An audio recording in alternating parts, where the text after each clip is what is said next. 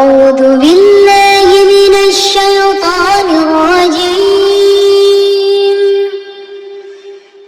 بسم الله الرحمن الرحيم. الحمد لله الذي أنزل على عبده الكتاب ولم يجعل له عوجا قيما لينذر بأسا شديدا من لدنه ويبشر المؤمنين الذين يعملون الصالحات أن لهم أجرا حسنا ماكثين فيه أبدا، وينذر الذين قالوا اتخذ الله ولدا ما لهم به من علم ولا لآبائهم. كبرت كلمة تخرج من أفواههم إن يقولون إلا كذبا، فلعلك باخع نفسك على آثارهم إن لم يؤمنوا بهذا الحديث أسفا.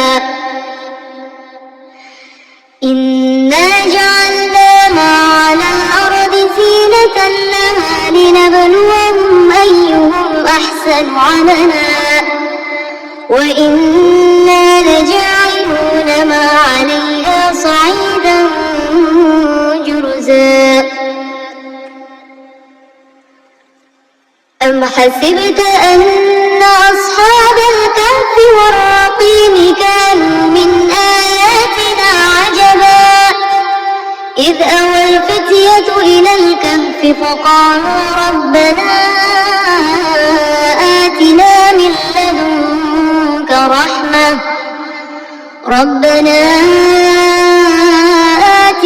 من لدنك رحمة وهيئ لنا من أمرنا رشدا. فضربنا على آذانهم في الكهف سنين عددا ثم بعثناهم لنعلم أي الحزبين أحصى لما لبثوا أمدا. نحن نقص عليك نبأهم بالحق إنهم فتية آمنوا بربهم وزدناهم هدى. وربطنا على قلوبهم إذ قاموا فقالوا ربنا رب السماوات والأرض لن ندعو من دونه إلها لقد قلنا إذا شططا. هؤلاء قومنا اتخذوا من دونه آلهة لولا يأتون عليهم بسلطان بين فمن أظلم ممن افترى على الله كذبا. وإذ اعتزلتموهم وما يعبدون إلا الله فأووا إلى الكهف ينشر لكم ربكم من رحمته ويهيئ لكم من أمركم مرفقا. وترى الشمس إذا طلعت تزاور عن كهفهم ذات اليمين وإذا غربت تقرضهم ذات الشمال وهم في فجوة منه ذلك من آيات الله من يهد الله فهو المهتد ومن يضلل فلن تجد له وليا رشدا وتحسبهم أيقاظا وهم رقود ونقلبهم ذات اليمين وذات الشمال وكلبهم باسط ذراعيه بالوصيد لو اطلعت عليهم لوليت منهم فرارا ولملئت منهم رعبا وكذلك بعثناهم ليتساءلوا بينهم قال قائل منهم كم لبثتم قالوا لبثنا يوما أو بعض يوم قالوا ربكم أعلم بما لبثتم فابعثوا أحدكم بورقكم هذه إلى المدينة فلينظر أيها أزكى طعاما فليأتكم برزق منه وليتلطف ولا يشعرن بكم أحدا إنهم إن يظهروا عليكم يرجموكم أو يعيدوكم في ملتهم ولن تفلحوا إذا أبدا وكذلك أعثرنا عليهم ليعلموا أن وعد الله حق وأن الساعة لا ريب فيها إذ يتنازعون بينهم أمرهم فقالوا ابنوا عليهم بنيانا ربهم أعلم بهم قال الذين غلبوا على أمرهم لنتخذن عليهم مسجدا سيقولون ثلاثة رابعهم كلبهم ويقولون خمسة سادسهم كلبهم رجما بالغيب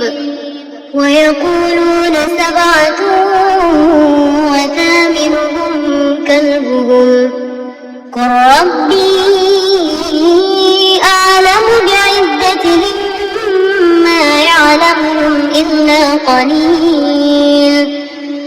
فلا تمار فيهم إلا مراء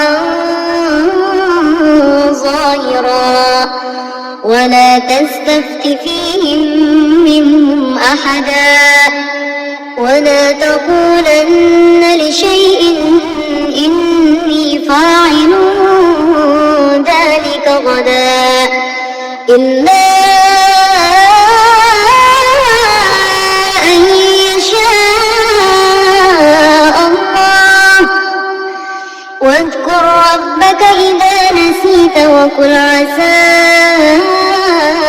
أن يهديني ربي لأقرب من هذا رشدا ولبثوا في كهفهم 300 سنين وازدادوا 9 قل الله أعلم بما لبثوا له غيب السماوات والأرض أبصر به وأسمع ما لهم من دونه من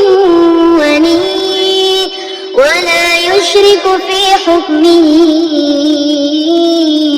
أحدا واتل ما أوحي إليك من كتاب ربك لا مبدل لكلماته ولن تجد من دونه ملتحدا واصبر نفسك مع الذين يدعون ربهم بالغداة والعشي يريدون وجهه ولا تعد عيناك عنهم تريد زينة زينة الحياة الدنيا ولا تطع من أغفلنا قلبه عن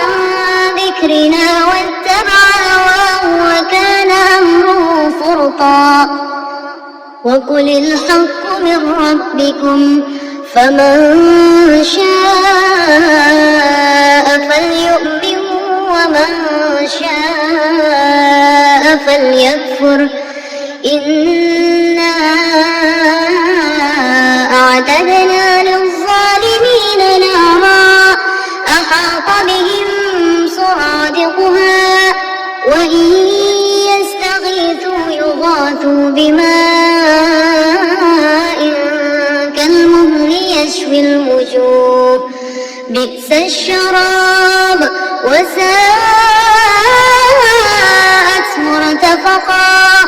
إن الذين آمنوا وعملوا الصالحات إنا لا نضيع أجر من أحسن عملا أولئك لهم جنات عدن تجري من تحتهم الأنهار يحلون فيها من أساور من ذهب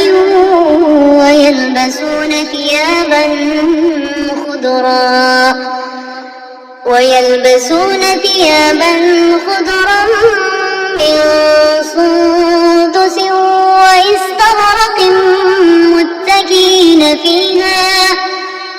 وإستبرق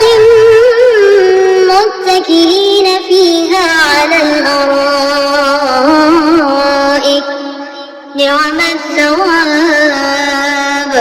وحسنت مرتفقا واضرب لهم مثل الرجلين جعلنا لأحدهما جنتين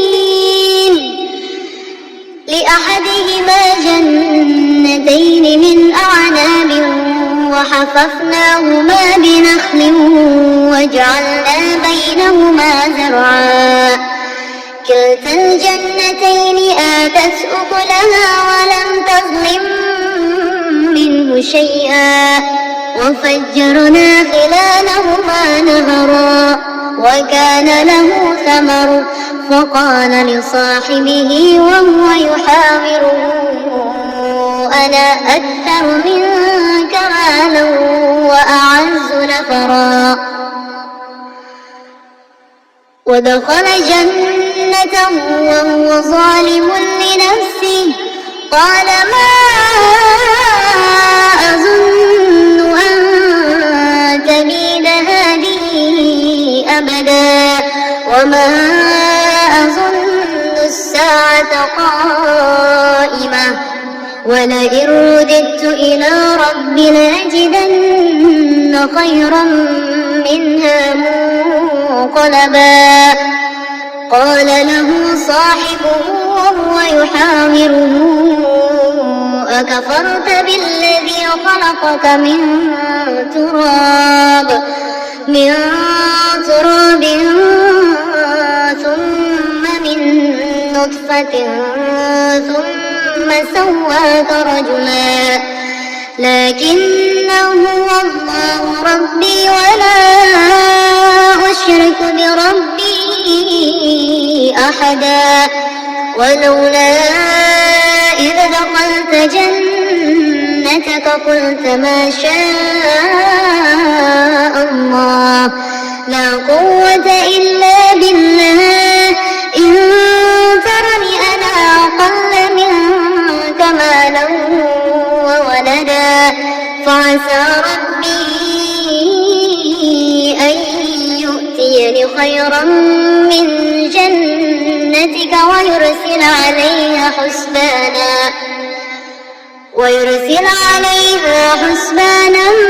من السماء فتصبح صعيدا زلقا أو يصبح ماؤها غورا فلن تستطيع له طلبا وأحيط بثمره فأصبح يقلب كفيه على ما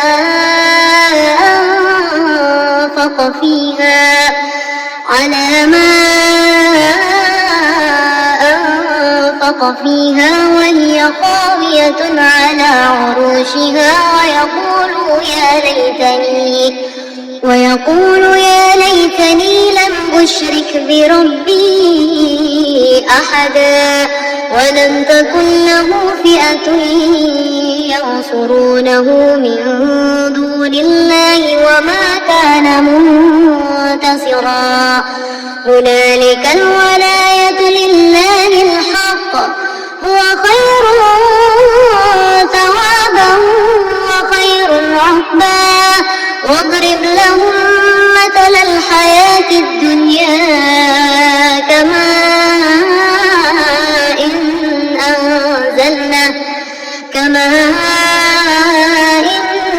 أنزلناه من السماء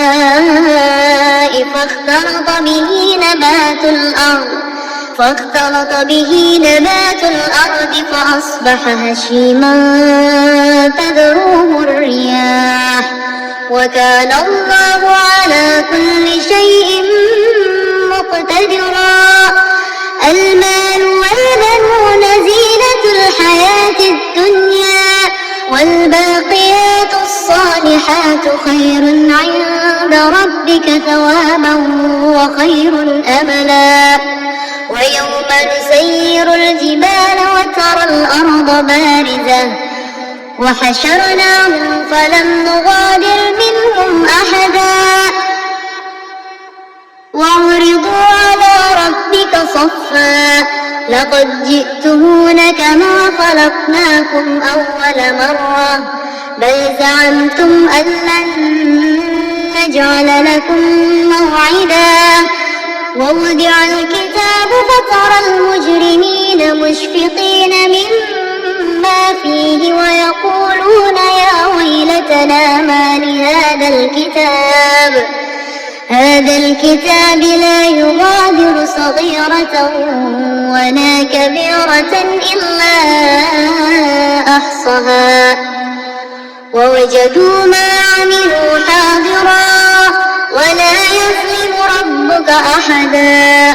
وإذ قلنا للملائكة اسجدوا لآدم فسجدوا إلا إبليس كان من الجن ففسق عن أمر ربه أفتتخذونه وذريته أولياء من دوني وهم لكم عدو بئس للظالمين بدلا ما أشهدتهم خلق السماوات والأرض ولا خلق أنفسهم وما كنت متخذ المضلين عضدا ويوم يقول نادوا شركائي الذين زعمتم فدعوهم فلم يستجيبوا لهم وجعلنا بينهم موبقا ورأى المجرمون النار فظنوا أنهم مواقعوها ولم يجدوا عنها مصرفا ولقد صرفنا في هذا القرآن للناس من كل مثل وكان الإنسان أكثر شيء جدلا وما منع الناس أن يؤمنوا إذ جاءهم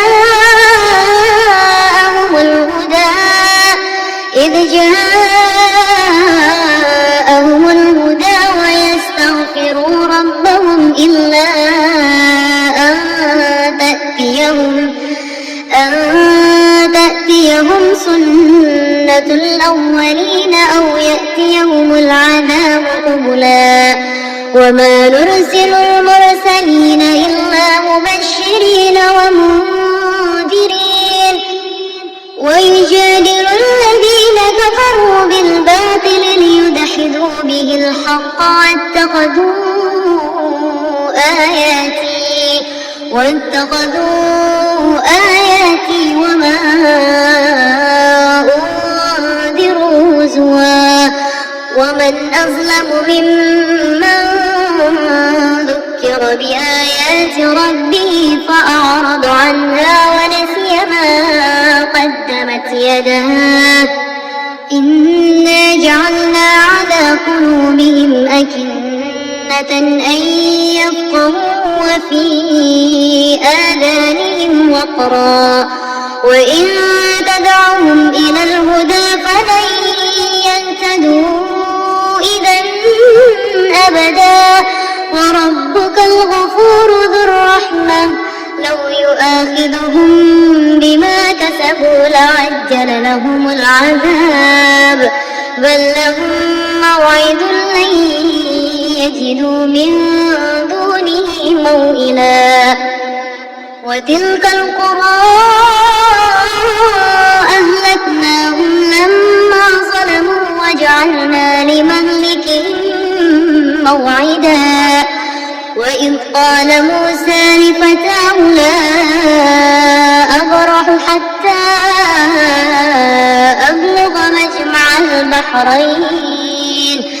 أبلغ مجمع البحرين أو أمضي حقبا فلما بلغا مجمع بينهما نسيا حوتهما فاتخذ سبيله في البحر سربا فلما جاوزا قال لفتاه آتنا غداءنا لقد لقينا من سفرنا هذا نصبا قال أرأيت إذ أوينا إلى الصخرة فإني نسيت الحوت وما أنسانيه إلا الشيطان أن أذكره واتخذ سبيله في البحر عجبا قال ذلك ما كنا نبغ فارتدا على آثارهما قصصا فوجد عبدا من عبادنا آتيناه رحمة من عندنا وعلمناه من لدنا علما قال له موسى هل أتبعك على أن تعلمني مما علمت رشدا قال إنك لن تستطيع معي صبرا وكيف تصبر على ما لم تحط به خبرا قال ستجدني إن شاء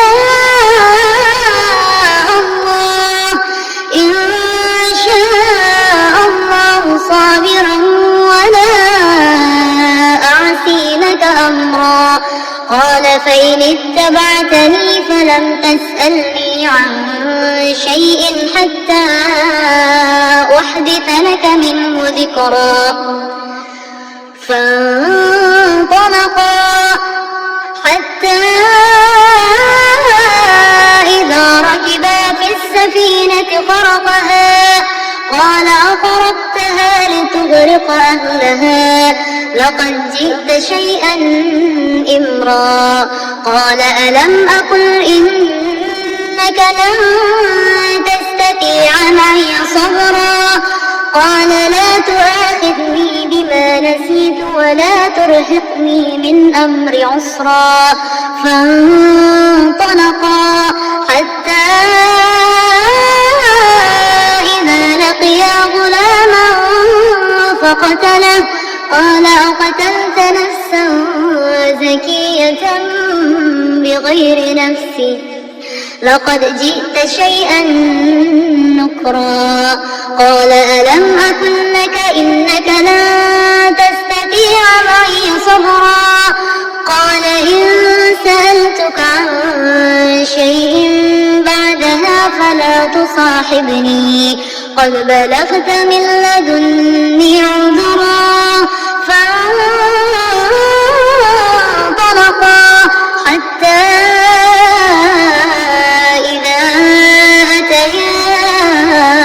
أهل قرية استطعما أهلها فأبوا أن يضيفوهما فوجد فيها جدارا يريد أن ينقض فأقامه قال لو شئت لاتخذت عليه أجرا قال هذا فراق بيني وبينك سأنبئك بتأويل ما لم تستطع عليه صبرا أما السفينة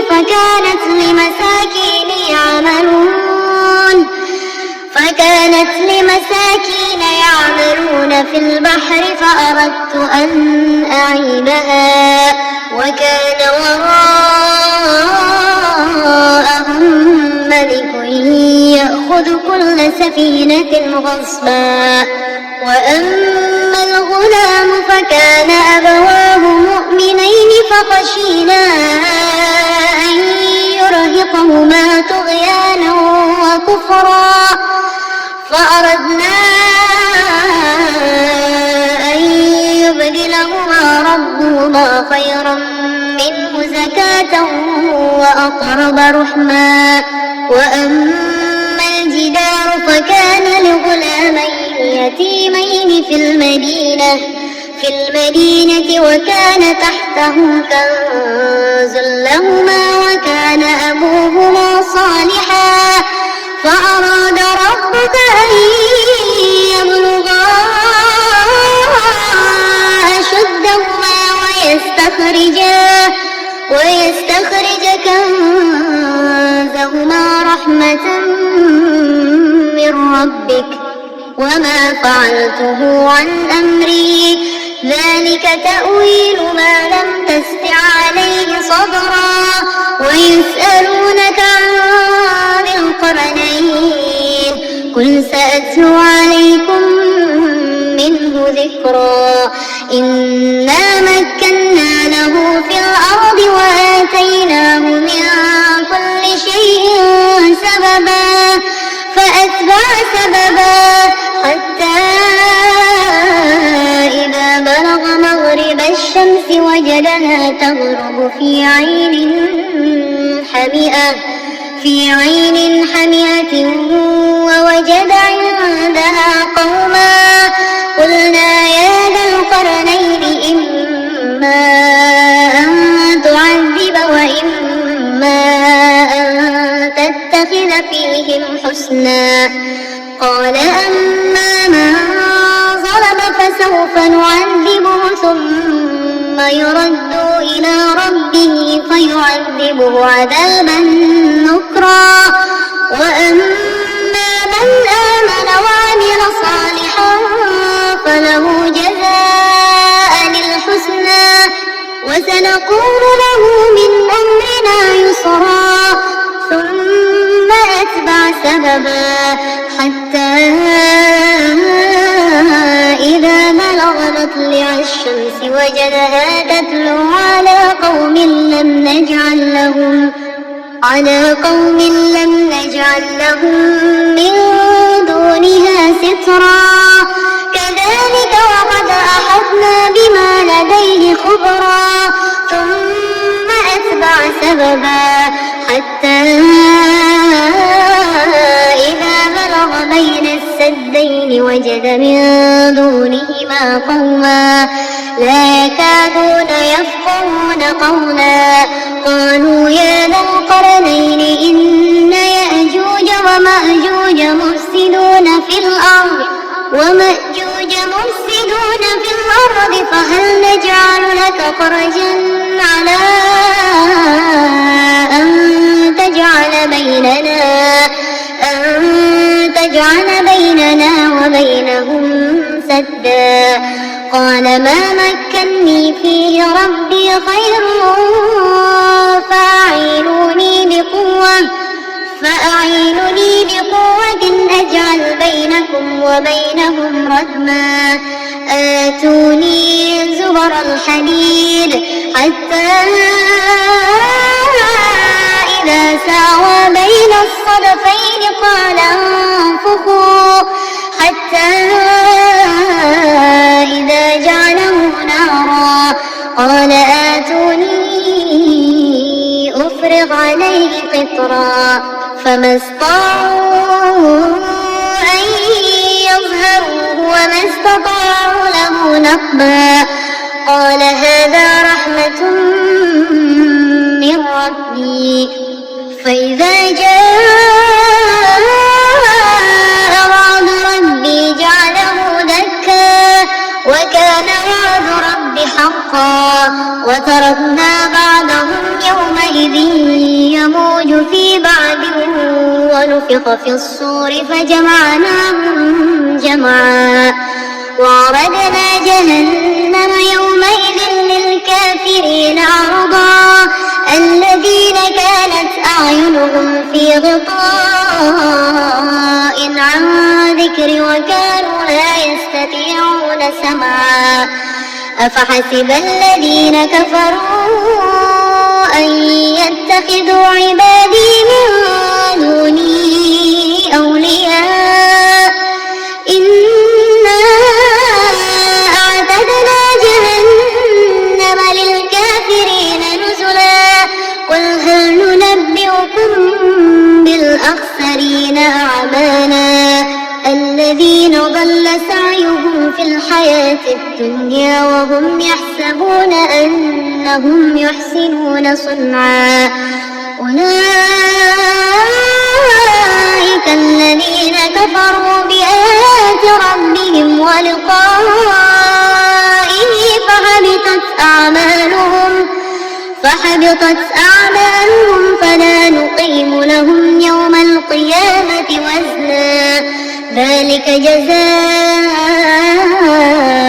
جهنم بما كفروا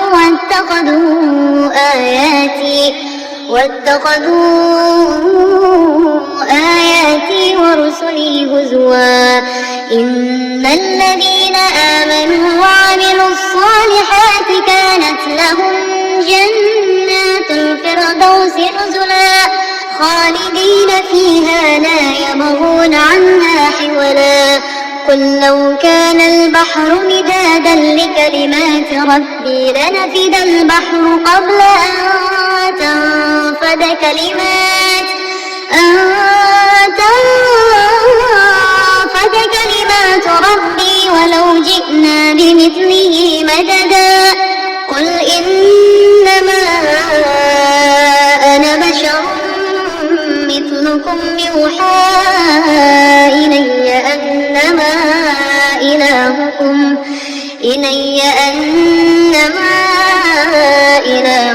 إله واحد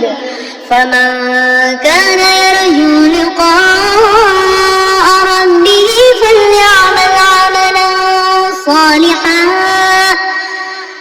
فليعمل عملا صالحا ولا يشرك بعبادة ربه أحدا